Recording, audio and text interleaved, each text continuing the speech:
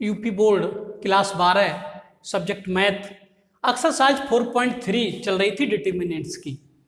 और इस एक्सरसाइज के मैं 4 क्वेश्चन आप लोगों को करवा चुका हूं और ये क्वेश्चन नंबर 5 की ओर बढ़ते हैं। तो क्वेश्चन नंबर 5 में ये कहा है, क्वेश्चन नंबर 5 में कहा है यदि शीर्ष 2 कामा -6 कामा 5 कामा 4 और k कामा 4 वाले त्रिभुज का क्षेत्रफल 35 वर्ग इकाई है तो k का मान ज्ञात करो। k का मान ज्ञात करना है हमारे लिए।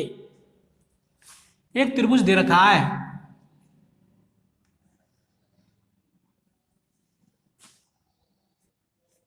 ये त्रिभुज दे रखा है, इसका एरिया दे रखा है, ये एरिया भी दे रखा है इसका।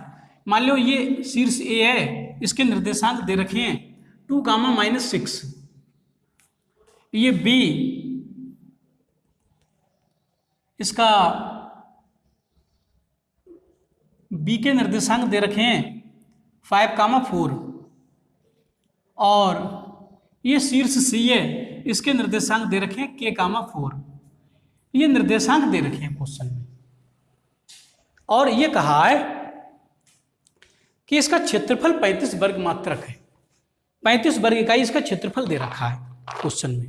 तो मैं इस क्वेश्चन के लिए हल कर रहा हूं, ध्यान दें। त्रिभुज का एरिया दे रखा है, त्रिभुज एबीसी का एरिया, ये त्रिभुज एबीसी का एरिया दे रखा है 35 वर्ग मात्रक, ये दे रखा है।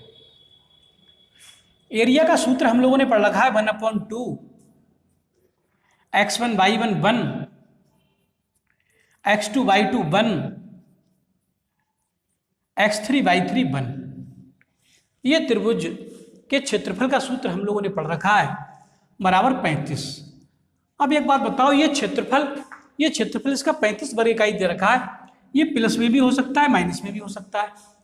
क्षेत्रफल के लिए यहाँ पर हम प्लस माइनस दोनों का प्रयोग करेंगे, क्योंकि प्लस का 35 होगा तब भी क्षेत्रफल 35 ही रहेगा, माइनस का 35 होगा तब भी क्षेत्रफल 35 ही रहेगा, क्योंकि क्षेत्रफल में माइनस इंक्लूड ही नहीं होता है। तो इसलिए इन दोनों चिन्हों को साथ लेकर चलेंगे। ऐसा क्यों कर रहे हैं? ऐसा इसलिए कर रहे हैं इस के का मान निकालने के लिए। के का मान इन दोनों कंडीशनों में क्या क्या आएगा वही दोनों आंसर के रूप में हम लोग लिखेंगे। तो अब मैं यहां पर मान रख दे रहा हूं इनके 1/2 x1 का मान 2 -6 y1 का मान और ये 5 4 और ये k कामा 4 और यहां से 1 1 1 इज इक्वल यहां से प्लस माइनस 35।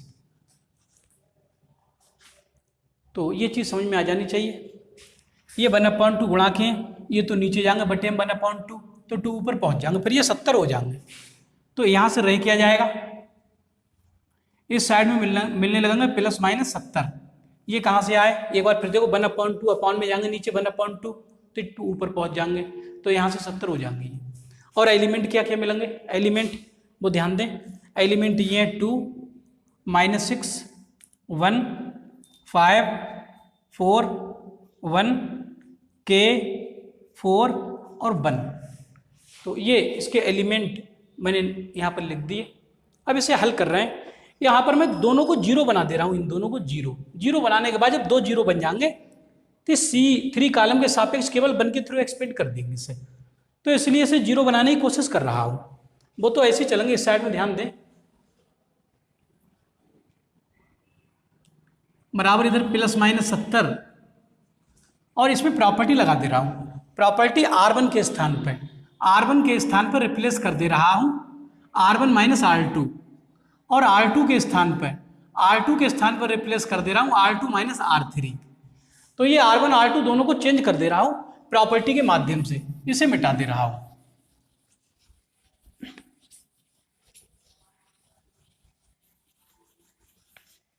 तो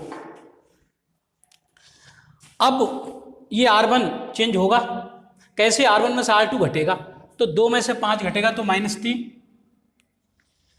मिलेगा यहाँ, और -6 में से 4 घटेंगे तो -10 मिलेगा, -10 1 में से 1 घटा देंगे तो यहाँ 0 मिलेगा।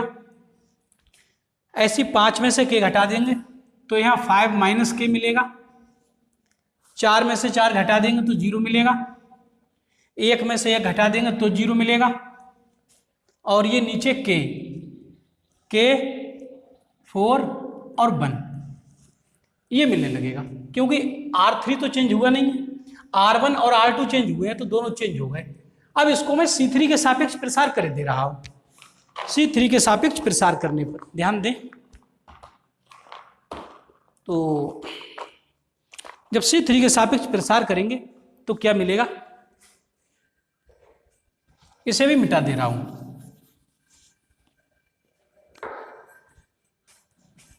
लिख दे रहा हूं C3 के सापेक्ष प्रसार करने पर